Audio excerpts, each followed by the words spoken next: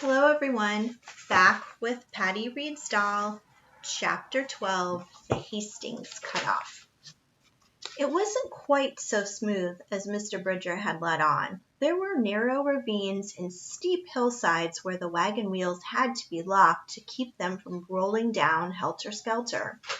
The towering red cliffs on either side sent back the echoes of our rattling wheels, and the streams we crossed were red as if with blood. The grown-ups were worried, Patty and I could tell. Perhaps Mrs. Donner was right. They shouldn't have trusted a stranger to lead them over an unknown route. Mr. Hastings' book had not told of all these perils. When we had come out of the canyons of the Red Cliffs, we followed a stream which Mr. Reed said was the Red Fork of the Weber River.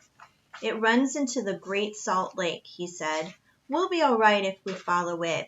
As long as the wheel tracks of Hastings' party show us the way, I reckon we can't get lost, Milt concluded.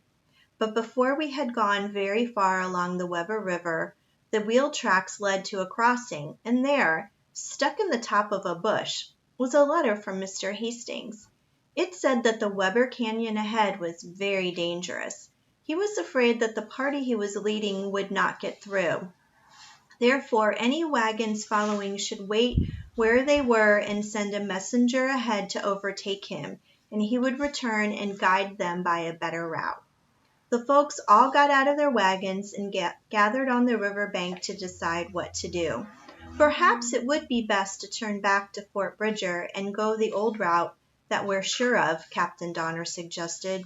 We don't dare, George, Patty's father spoke up. It's already the 6th of August. Time is getting short to make it across the mountains before the snows. Some of the other men mentioned that their provisions were running out and they thought we ought to hurry along. What kind of fellow is this Hastings anyway? I thought he'd said he explored this route, Mr. Breen said. A big man named Mr. McCutcheon spoke up.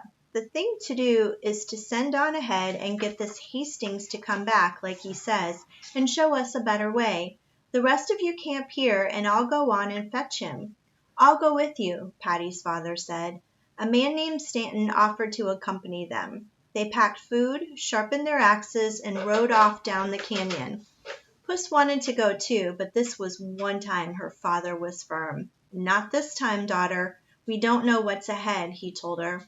For almost a week, we camped at the Weber River crossing. The delay worried everyone. Even the little boys got impatient. Why doesn't Papa come back? They kept repeating. He will, children, he will, their mother answered each time, but she kept peering anxiously down the canyon trail. Finally, on the evening of the 5th day, Mr. Reed returned. He looked battered and tired out, and it wasn't Glaucus he was riding. Everyone gathered around him to find out where the other men were. They are safe, he reassured them. Their horses gave out, and they had to stay with Hastings' party to rest them. They'll be back in another day or two. But what of Hastings? They all asked. Didn't you bring him back to guide us? No, Mr. Reed looked serious. He refused to come back all the way. He climbed with us to a high peak and pointed out the route we should take. It seems this Weber Canyon route he'd taken on hearsay. He'd never really explored it himself. The route he pointed out over the mountains he had taken himself. He said there'd be lots of axe and spade work to do, but it would be safer for the wagons. Is this Weber Canyon impossible to get through then? Captain Donner asked. The other train made it, didn't they? Yes, it's much too narrow for the wheels to pass. We could see that. In some places they had to rig up windlasses and raise the wagons over the cliffs alongside the river. The rocks were so steep the oxen couldn't get a footing. One wagon with its team fell over a precipice and was lost. The men shook their heads. Mr. Reed continued, their party was larger and stronger than ours. I'm afraid we'd never make it by the canyon route. The only alternative is the mountain trail. I followed that coming back. It's rough and we'll have to clear the brush, but we'll be more likely to get the wagons through. For 3 days, the men hacked away at the willow, aspen, and alder trees, tangled with wild rose vines and service berries, following the trail Mr. Reed had blazed through the mountains. At night, they came into camp with blistered hands and tired backs, and in 3 days we were able to move only 8 or 9 miles. The women sat around the wagons waiting and speculating on what lay ahead, while the children busied themselves picking berries in the woods.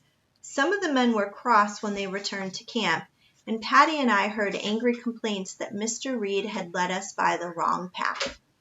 It's harder work than they had counted on, Patty's father told the family. Too many of the men can't do their share of it, and there are not enough of us. This situation was helped a little the next day by the arrival of 3 more wagons which had followed us from Fort Bridger. They belonged to the Graves family, and their 4 men were a welcome addition to the weary road builders. For 6 more days they hewed and hacked up the mountainside. The progress of the wagons was painfully slow over the boulders and big stumps. The families all walked. It was too dangerous to trust the lurching wagons. One of our wagons tipped over on a steep side hill, but the men got it righted again without any damage. The canvas tops were torn and sometimes almost pulled off by the overhanging branches. Finally, we reached the summit and could look out over the wide valley of the Great Salt Lake. Everyone was much happier. Perhaps the worst was over, they said. Only Mrs. McCutcheon was still worried. Her husband and Mr. Stanton hadn't returned yet, and everyone feared that they had gotten lost in the dense woods and missed the trail. A search party had been sent out a few days before to try to find them, but they hadn't been heard from. Then, as we were rolling down the steep western slopes of the mountain, they all came up with us. Poor Mr. McCutcheon and Mr. Stanton had been lost all right. They were starving when the search party found them, and they said that they had decided they would have to kill and eat their horses in order to stay alive. Puss said to Patty, "Remember how afraid we were of Indians when we started out? I guess we're finding out there are lots of things worse than Indians about pioneering." And that is the end of chapter 12. Check back tomorrow when we will read chapter 13, The Valley of the Great Salt Lake. See you then. Bye.